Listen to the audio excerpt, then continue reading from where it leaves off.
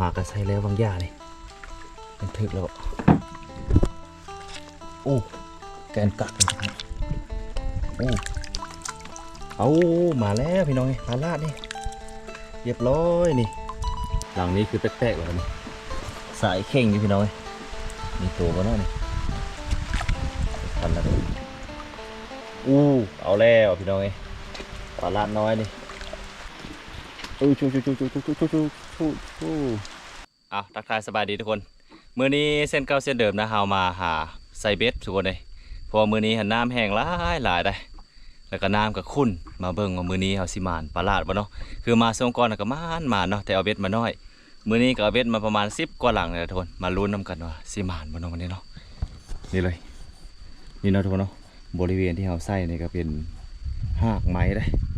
ปกติน้ำมันจะอยู่เทิงพุ่นเนาะอันนี้คือว่าน้ำแห้งมื้อนี้นะเราสิมาลองใส่แบบสิมานเอาสิใส่เป็น2แม่น้ำมื้อนี้ทุกคนเลยเพราะว่าบริเวณนี้ก็คือบริเวณน้ำยวงเนาะน้ำมันจะใสตัวนึงเราใส่ฟากทางน้ำขุ่นก็คือน้ำเทินพี่น้อยลองเบิ่งว่า2แม่น้ำนี่แม่น้ำเดี๋ยวจะมานเนาะถือว่าเหยื่อที่เราใส่ก็คือเป็นเหยื่อขี้กระเดือนคือเก่าคือเดิมพี่น้อยเหยื่อตัวนี้คือว่าเอาดีได้คันมีปลาลาดนะใส่ต้องไปตามอันนี้แหละบริเวณหางไม้มาได้วิธีใส่เบ็ดปลาลาดนี่ก็คือต้องให้สายมันจมพื้นจำดินทุกคนอันโบราณนี่สายบนจมพื้นในโอกาสได้นี่ก็น้อยเนาะแล้วก็ต้องพันไว้ได้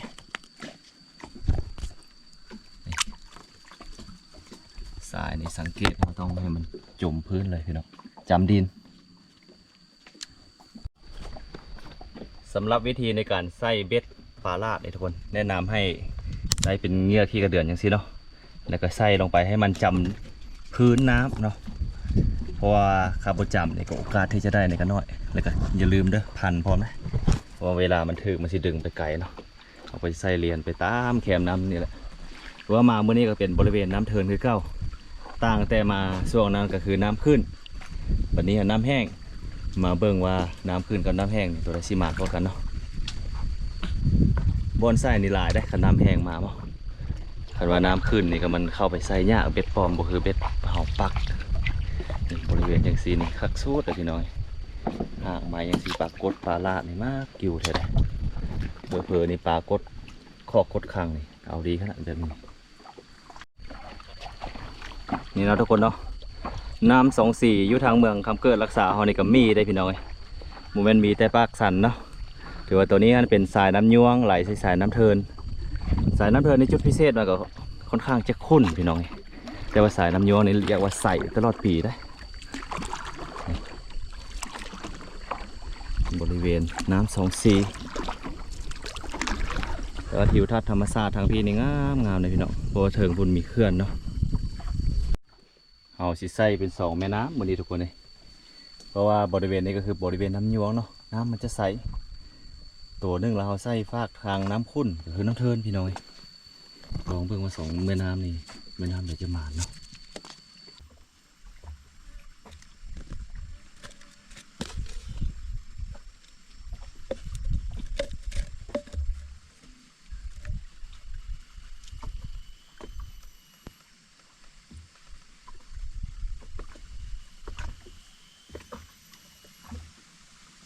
เหยื่อก็มาน้อยเดียวพี่น้องพอใส่ได้ประมาณอยู่10กว่าหลังนี่เลยเนาะเพราะขี้กระเดือนยามนี้ก็หายากแค่ยากว่าเลยพี่น้องใส่ลงไปเลย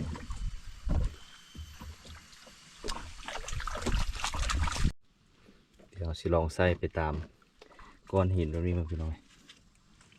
มันมีในกระปากเครื่องในสลายอยู่นะมันนี่นะ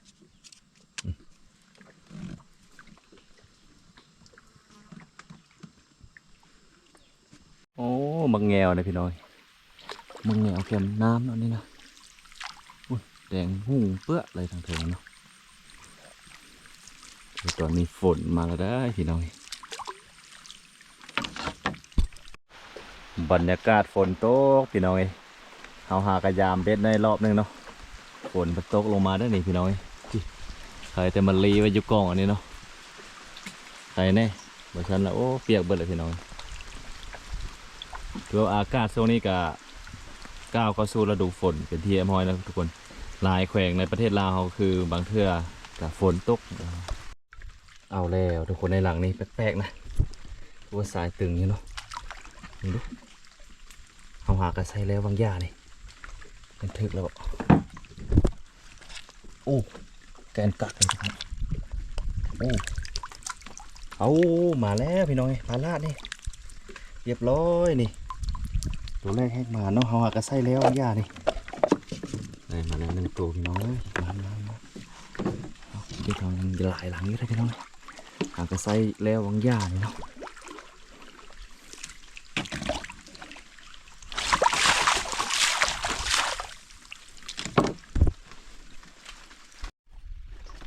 หลังนี้ก็แปะอะไรพี่น้อยว่าสายแข็งๆเนาะมีตัวอยู่บนเนาะมีตัวบ่ล่อนพี่น้องมันเอาไปพันนี่สิเนาะโอ้ยบ่มาแล้วเอาสายตึงมาดิอย่างเดินเนาะป่าบ่มีแล้วเนาะนี่มันเอาไปพันแล้วบ่โอ้เอามาพันอย่างที่พี่น้องปลาน้อยบ่ดิ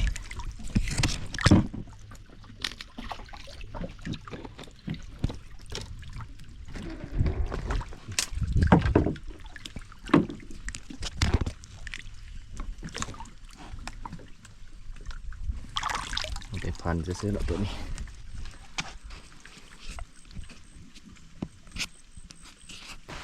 สายเข่งอยู่พี่น้องมีตัวบ่เนาะนี่พันแล้วเอาแล้วพี่น้องปลาลาดน้อยนี่ได้มาอีก1 ตัวแล้วพี่น้องชู2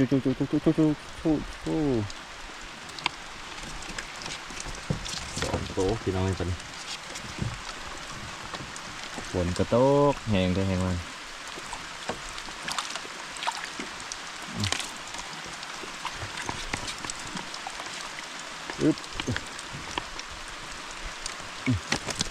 โอเคกับทักทายสบายดียังไม่เช้าทุกคนมื้อนี้เส้นเก่าเส้นเดิมเนาะเฮามาไล่มองหรือว่าไล่มองอยู่ที่สายน้ำยวงนะทุกคนท่ามกลางบรรยากาศเมฆหมอกคือด้านหลังทุกคนเลยอากาศเย็นในมื้อนี้นะตัวบรรยากาศยังมีช่วงเช้านี่สิคักทุกคนเลยเราสิมาไล่มองลองเบิ่งเนาะเพราะว่าการไล่มองนี้ในเขตนี้นี่ถือว่าบ่ค่อยมีคนไล่ทุกคนเลยสายน้ำยวงเขาสิลองเฮ็ดเบิ่งเนาะว่ามันสิหม่านบ่เนาะอ่อนซ้อนแต่สายหมอกหรือว่าไอ้ฝนยามมื้อเช้านี่แหละทุกคนบรรยากาศนี่ถือว่าคักสุดนี่คือเอาแนมพูดก็คือเป็นผาใหญ่ได้แต่ว่ามันยังมีน้ำหมอกอยู่เนาะมันก็เลยบ่ค่อยเห็นคือบรรยากาศเย็นอยู่ที่รักษาเมืองคำเขื่อนโดยเฉพาะเป็นสายน้ำยวงนี่เนาะน้ำก็ใสเย็นอีกต่างหากทุกคนนี่เลยเนาะทุกคนเนาะถือว่ามองหรือว่าตะข่ายเฮานี่ก็ว่างเป็นที่เรียบร้อยเนาะถือว่าเฮาใส่ปอมลัดไปตามสายน้ำนี่เลยเนาะมองที่เฮาใส่นี่ก็เป็นมองเวียดนาม3 ชั้นนะข้อดีของมันก็คือติดง่ายได้ไวและก็คาดไวแต่ว่าตีนมันยักสั้นพอทุกคนเลยถ้าว่าตีนยาวกว่านี้ถือว่าได้เรื่องเอามาเบิ่งนำกันว่าสิหมานป่าวะเนาะก็เป็นครั้งแรกที่เอามองเวียดนามนี่มาไหลเบิ่งสายน้ำยวงเขาเนาะป่านี่หลายทุกคนแต่ว่าบ่ฮู้ว่ามันสิถึกบ่เนาะ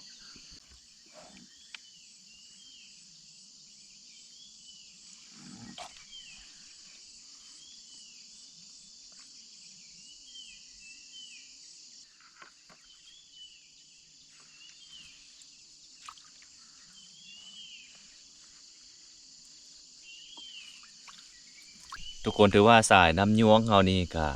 คล้ายๆกับน้ำคลองเนาะที่ไหลอยู่เกือบตลอดปีนะสิมีอยู่ประมาณอยู่ช่วงเดือน7 9 เดือน8นี่น้ำจะบ่ไหลเนาะโซนนั้นเพิ่นจะอัดเขื่อนเพราะว่าทางลุ่มพุ่นก็มีเขื่อนก็คือเขื่อนหินบูนอยู่ที่เมืองคุณคำแขวงขมวนนะเพราะว่าน้ำนี่จะไหลอยู่ตลอดและก็ทุกๆวันอาทิตย์นี่เพิ่นจะอัดน้ำก็พอได้ตีมองก็พอได้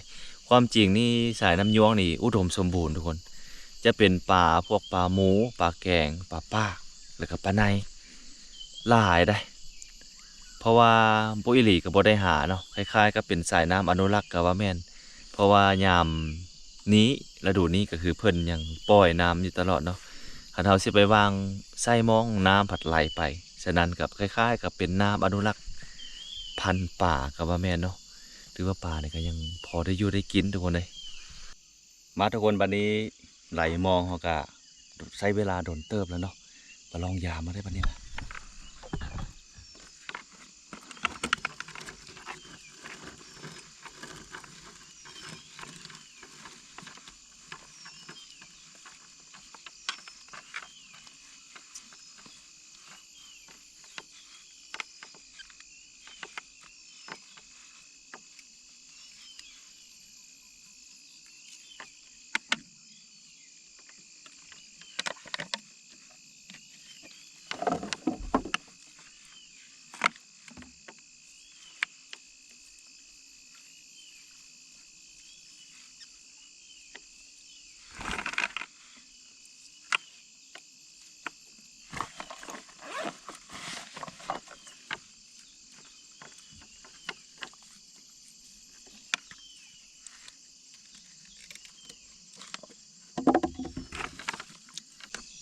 ถือว่าบ่ได้จักโตเนาะทุกคน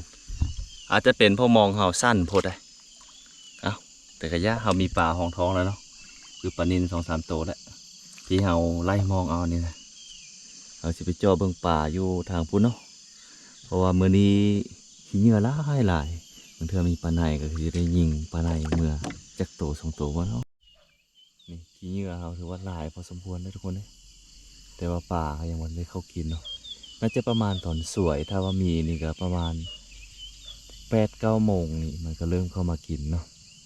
คล้ายๆเป็นหัวอาหารเลยก็ว่าแม่นเนาะเพราะว่าตามเศษขี้เหงื่อจังซี่มันก็มีพวกแมงไม้มันก็จะเข้ามากินตามอันนี้เนาะ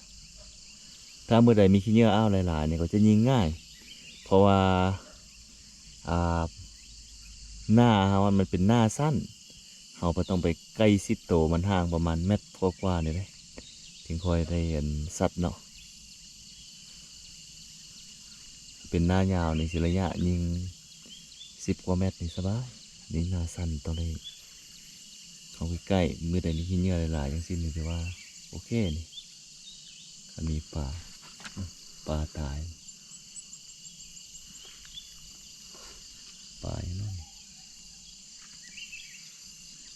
โอ้ปลานกเขาตายไรน้ำ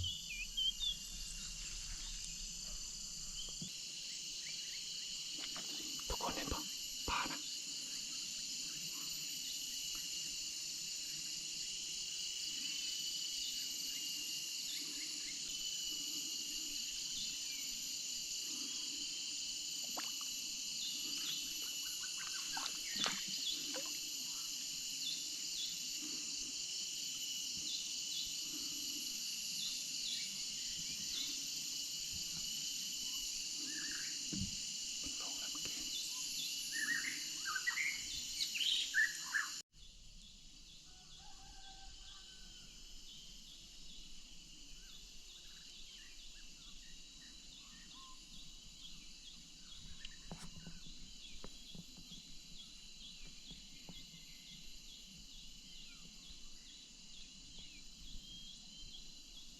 ทุกคนความจริงแล้วมันนี่หันปลาเข้าหลายเนาะเฮายิงไปบาทหนึ่งวางยานี่บ่ถึกพี่น้อยมันขึ้นมากินเมานะประมาณอยู่10 กว่าโตเฮาซัดไปบาทหนึ่งบ่ถึกเดี๋ยวพูดเดี๋ยวมันเข้าใหม่แล้วเนาะเบอร์หนึ่งเข้าได้เพราะว่าเมื่อคืนนี้เมาหลายเนาะ